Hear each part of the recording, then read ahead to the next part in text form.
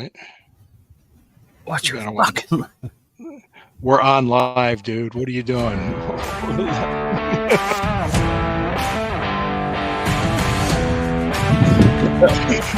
He just went up.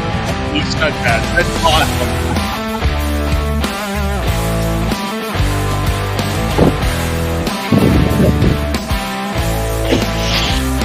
I can't believe it. I mean,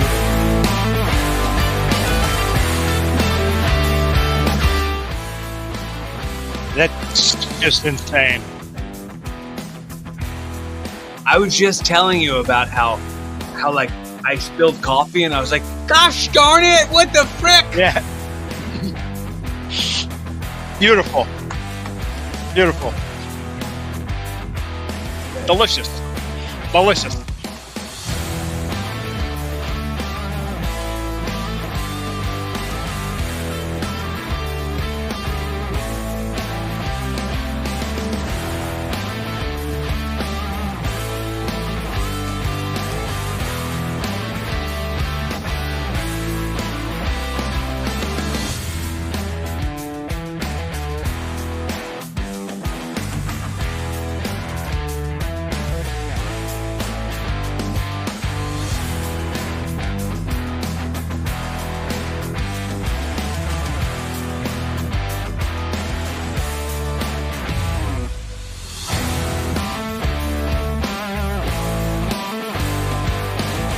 I think we've heard enough of this.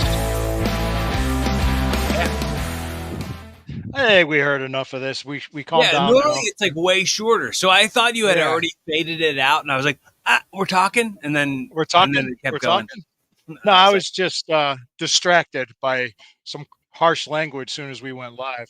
Oh, for sure. Yeah. Welcome. Demonetized. We're already in trouble. Thank you, Corey. Welcome to the StewKast Wrestling Podcast. I am Lou Marconi at lmarconi251 at lmarc on Instagram at lmarconi1973 on X. My partner, co-host, Corey Castle at Corey Castle everywhere. The man, pro wrestler, actor, podcaster, and all of the things, and comedian. Yeah, and you're a comedian. Yes, and, very funny guy. You're a funny guy, a funny comedian. Yeah. What's that supposed to mean? I'm a funny guy, huh? Come on, quoting Goodfellas.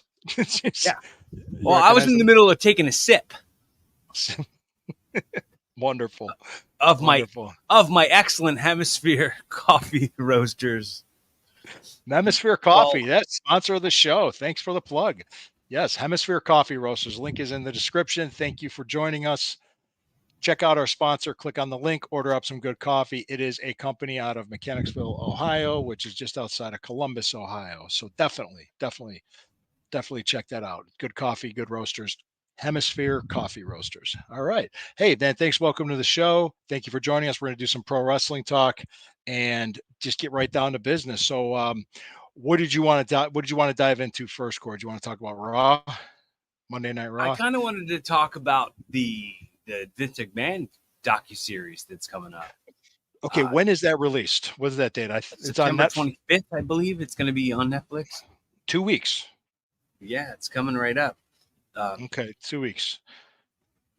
So I think it was recorded 3 years prior to the whole like allegations and the Janelle Grant case. What's that young lady's name again? Janelle Grant. Janelle Grant. Yes. Jay Anal. Hey. Hey. It's a family show. Zip it. So, yes. So this was done years before then? Is that what you're telling me? I think a good chunk of it was recorded, like as far as the interviews and like some of the scam. It might be laced in, you know what I mean? Because they've had time since then. Yeah. To use retrospect. Isn't there a deal that WWE has with Netflix, or are Yeah. they working on it? So they're still, and yet they're going to do this hit piece on Vince. It's kind of. Well, I mean, it's Vince isn't running the company, so I mean, I guess, but I mean, it's still, it could make the company look bad. I think casually the fans who are watching that are going, "Oh, it's going to be a whole different product now. Why don't we check it out?" Right. Like, I think I don't think it's harmful to the product to have a documentary acknowledging the problematic nature of the company previous to now. Right. Because what it is now isn't what it was then. Right. I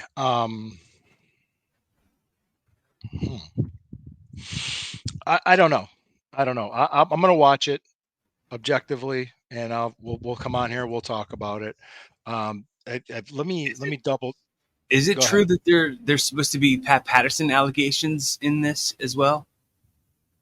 I know for me, for my years in the business, people have always said that there's stuff when it comes to that guy. But I don't know anything personally, and I don't know any. I've never heard anything secondary or anything. So that's something I'm curious about. There's all kinds of stuff about Pat Patterson, and it's almost as if he was an easy target, to say the least, because he was homosexual. Let's see. Yep, limited series coming September 25th. All right. I wonder if it's going to be like parts of it, like his early life when he took over. You know what I mean? I wonder if they're doing that. I don't think they're gonna. I don't know. Maybe, but I don't. I mean, it's weird because it's like it's for the casual person. Do you think they're gonna like reintroduce people to what pro wrestling is? Now, that would be like too much of a round the block sort of thing. True. But I think you got to understand the business a little bit to understand his thinking and his way of. Let me see. I'm trying to look and see. I'm trying to look on IMDb. Let's see. Is this the 9? No, not the 9 Lives of Vince McMahon. Here we go. Mr. McMahon. It's called Mr. McMahon. And it's one episode. It premieres September 25th. I'm on IMDb now, checking it out. So interesting. So go ahead. So what else did you want to talk about on this? Because really, it's just a matter of taking a look at it. Because this is W experienced record-breaking highs and crushing lows. Vince McMahon's leadership and Mogul's controversial reign. So I watched Raw and SmackDown. I didn't take any notes. I did also just saw. I just saw some highlights from AEW. I didn't really dive into it. That's kind of how it's going to have to be because I got so much going on. But we could talk wrestling. Yeah, let me, because I saw this that with Adam Pearce, good friend. Adam's a good friend. I haven't seen him in years, and I'm glad that he's got work there. Let me see. The Bad Blood is in October. Bad Blood WWE. It's October 5th, and they pretty much announced the Hell in the Cell for CM Punk, Drew McIntyre. Do you think this will be the blow off? I hope so. Do you think it's okay? I mean, if it isn't, what is a blow off? You know what I mean? Like, well, it's still a family show, but yeah, well, people watching this. What blow off would mean is pretty much ending the feud, is what we're saying by a blow off. It's like, and I also got the vibe that the strap match at Bash at Berlin was the match that did it, and I love the match. I like those types of matches because I haven't seen a strap match in so long, and they don't happen. They don't happen that often. And I couldn't tell you in the modern era in WWE. I worked one in my 23-year career, so yeah, absolutely. I've never had.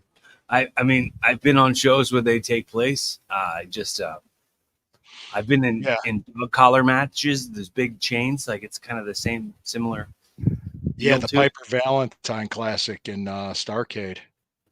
Yeah, I think something happened to Piper's ear in that match. He got his ear messed up. He was bleeding. I don't know what happened, but that was Roddy Pipey ear. Yeah, Roddy Pipey ear. Because I remember when I had to do the strap match, and this is a shoot. I was trying to find out ways to do it, and I'm like, I actually went on YouTube and looked up old matches. Like there was one in Madison Square Garden. It was Dusty Rhodes and Superstar Billy Graham, and they turned that into an angle with because Jay Strongbow was a special referee, and something, and Billy Graham ended up, putting over Dusty because Dusty was probably going back to Florida anyway. So, but they put it into an angle to lead up to Billy Graham and Strongbow is what they did. But interesting. It was interesting. So yeah, see that one. I don't know. Is anything else announced for Bad Blood yet? Because I think they're Uso. He's probably going to end up Braun Breaker at Bad Blood. Oh yeah. The Intercontinental title match. Intercontinental. Yeah, that I'd like to see. He was over like gangbusters. That was thing. Awesome. I don't know how it caught on as hard as it did, but this arm thing for anybody listening to the audio. What were they saying? What were they chanting? Yeet, yeet, and then doing this thing with their hands. I don't know what I don't know what that movement all over again. Yeah, well, it was just interesting because my wife was like, "What are they doing?" Christine was like, "What are they doing?" I said, "I just looked at it. I don't know, but it's cool. It was pretty cool." And yeah, it's like I said, it was. I think that'll be a fun match to watch. One thing I liked about Raw too was Natalia getting the Natalie was getting the sharpshooter victory in Calgary. Of course, that was going to happen. I said to Alyssa as that happened, I was like, all right, so they're trying to develop this team, the Pure Fusion Collective. They're trying to get over this like heel faction. This is like a thing they always do. Let's piece together the three people who are in a team and have them beat them clean in the middle of the ring with a submission. And these are like submission experts. That's like their gimmick. Okay. To get the Canadian pop, get it. Go ahead. I didn't understand it, but I was like, it's just so that Natalia can go over in Canada because Brett was there. Yeah, that was pretty cool. I mean, Brett in Canada. Then wasn't Sami Zayn? Wasn't he wearing the Calgary Flames? Yeah. The Calgary Flames. Whatever the player that just died. Man, I wish I forgot. I remember their name. There was a Columbus Blue Jackets player that died. He was on a bike and he was hit by a drunk driver. It was tragic. Yeah. Go ahead. Yeah. I'm trying to remember. So yeah, I'm thinking that's probably the two matches there. Let me take a look and see if there's any matches announced for the Bad Blood. Well, I was, as we were watching, and Adam Pearce was doing the promo to announce that at Bad Blood it was going to be Hell in a Cell. As like right before he was doing it, I was like, "It's going to be in Hell in a Cell. It's going to be a Hell in a Cell. It's going to be Hell in a Cell." And then he's like, "Hell in a Cell," and I looked at Alyssa and she was like, "How'd you do that? How'd you know?" I was like, well, I mean, I just figured because the first Bad Blood was the first Hell in a Cell match. That, since they're bringing back the concept of Bad Blood, they're going to put another Hell in a Cell match on it. And that's the feud that most warrants using that extreme. Let's see. I'm looking to see if there's anything announced. Let's see. Let me see the CM Punk, Drew McIntyre. Let's see. I'm on the WWE website now. They're showing featured superstars. I'm like, is Cody going to be on this one? Probably.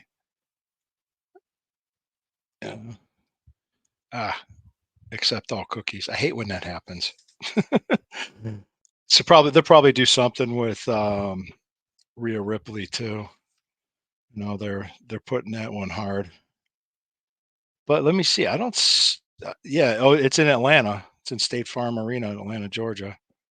And right now, the only match that they're advertising is the CM Punk. But I would probably think it's Uso and Breaker. Yeah. Yeah, Breaker. Yeah, that one definitely they're going to do that. So, do you think they're going to do anything with the with any angles involving SmackDown into Bad Blood? Because I know they who was it that the way they ended the show, having the will Bad Blood be on Peacock? Yeah, go ahead. Well, it was interesting because that SmackDown was the last Fox SmackDown. Yeah, they're moving to USA. That's starting next Friday. Yeah. All right. And I'm gonna check my DVR because I think it'll just automatically do it. I don't think I have to read. And I'm thinking too, and I'm also thinking too. You call me crazy. I'm also thinking that they're going down to 2 hours on Raw. Did you hear that announced anywhere, or is that just what you think? That's what I heard. That announced. That was announced. They're going down to Raw's going down to 2 hours. Because Raw, it's like an hour of commercials, really. Like when you look at it, it's only 2 hours of the show, and like a good portion of that is replays. They're replaying stuff that happened when they got back from a commercial break that took them 15 minutes. So like it's going to be interesting to see how it is going to function on Netflix now. I'm very optimistic and very curious about what's going to happen when Raw moves to Netflix. Yeah, that is going to be, but supposedly it's going down to 2 hours. Okay. Oh, it's going to be Saturday, October 5th at 6:00 p.m. Eastern. Okay. CM Punk, Drew McIntyre, Hell in the Cell, Damian Priest, Finn Balor. Okay. You got Liv Morgan and Rhea Ripley. So that's what we got so far. So you figure there's probably at least 2 or 3 more to announce, but they didn't announce the Braun Breaker Uso on here. It's not on the site. So yeah, the last match will be the Hell in the Cell. Well, I part of me was thinking that they were gonna like change plans for that whole Intercontinental Championship thing. Not the Intercontinental Championship thing, the World Championship thing, and put that on Sammy because of Brett was talking about a Canadian champion a whole bunch of times on Raw. Yeah, with Sammy Gunther. And he was like, Gunther did the Bret Hart. He told Bret Hart that his favorite wrestler was Goldberg. What a troll! That's what a troll! I wonder what the relationship between Triple H and Bret Hart is. Like, I mean, Bret Hart like hates pretty hard on Triple H, but Bret Hart hates pretty hard on anybody and everybody. Yeah. Hey, do you think he's bitter? Yeah, very much. Yeah, there's a lot of ex-wrestlers I know that are bitter. I could tell you, I'm not one of them. To be honest with you. What's it get you? Really? Get you more bitterness. You're just gonna wind up having more bad in your life if you're just bitter. Yep. Doesn't taste good. Doesn't taste good at all. It's not good for you. Absolutely not. What any predictions you have so far? Because I know we got the October 5th and we got the Vince McMahon thing coming up, and we got about 5 minutes left in the show. Is there any predictions you have at this time? What do you think? What are you expecting from the Vince McMahon doc and anything else that's coming up? I predict that this is gonna probably be a snowball effect, and more and more and more stuff's gonna come out about not just Vince McMahon, but the people in his inner circle. And the word inner circle that became a thing like later on was actually an insider term that we used within the business. The inner circle meaning like the people who like surround themselves with like the main stooges that hang around with the biggest boss. Like a Pat Patterson. Right. Bruce so Pritchard. More stuff about the inner circle is going to come out. Yeah. That's what I kind of think is going to happen. It's going to snowball. And more people who are victims of Vince McMahon are going to come out and say some of the stuff, you know, some of the stuff that's been swept under the rug, because that's what WWE and Vince McMahon's legal team has done for years and years, has swept everything under the rug and made everything, made every claim that anyone's ever made. No, we're not going to even acknowledge it. Like, there's so much. You know that personally. When it comes to lawsuits and it comes to any sort of thing that could like really damage their reputation, they've found a way to illegitimize it. Got a copy of it right here. Got myself a copy of that lawsuit. Still hanging on to it. Maybe if I can get Vince to sign it, that would be awesome. There's a good merch, brother. Good merch. Oh, goddamn. Oh, all right. What's with that walk that he had?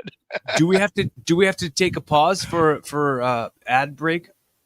Yeah, let's do that right now. Take a pause for 3 seconds. Now you got to be quiet. Can I take a pee break? No. Shut up. Get 3 seconds now. All right. Thank you. Thank you for coming. We're back. We're back. And we're just back. People that were listening on audio. I pulled out a copy in my desk, and when I do this show, I still have a copy of the concussion lawsuit that I was a part of, the class action. The attorney sent it to me, Bill Kairos, and I haven't really talked to him in years, so it kind of got thrown out from what I understand due to statute of limitations.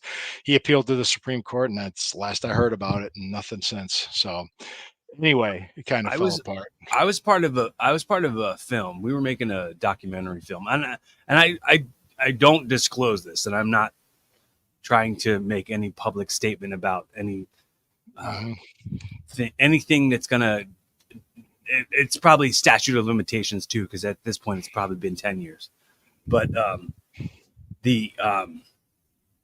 and all the parties who are involved aren't alive anymore. But probably 2013, 14,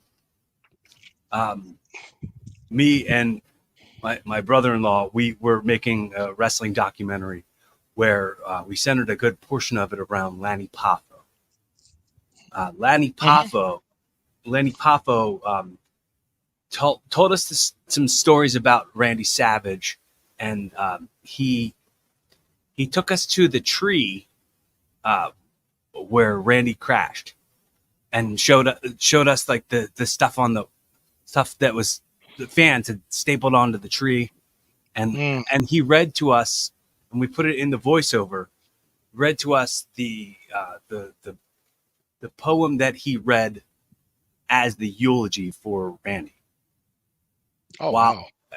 And we made a GoFundMe video to get like finishing funds to make this film. And in the video, we included all that footage. WWE then reshot that shit with Lanny, that exact stuff, and released the Macho Man DVD and made millions off of it. And we went through like entertainment lawyers, and we tried to fight it, try to get some compensation for it. It disappeared. So I'm saying I also we can relate on a little bit of something, being a part of some sort of class action towards. Yeah, well, it's understandable. And guess what, people? Sometimes there's a big machine out there you can't really fight against. So, all right, thank you for joining us. Hey, we're brought to you by Hemisphere Coffee Roasters. Check out the link to the show. Order up some good coffee. This is the StewKast, part of the Combat Zone Network, subsidiary of the Fans First Sports Network. Thank you for joining us. We'll be back again next week, Wednesday at 12:30, talking more pro wrestling. I am Lou Marconi, Corey Castle. Thank you, folks, Corey right Castle. now. And I'm Corey Castle, my partner and co-host. Support some independent. This smooth.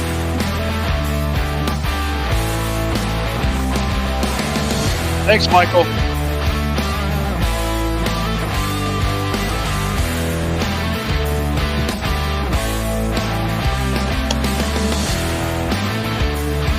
Oh, thanks, Michael.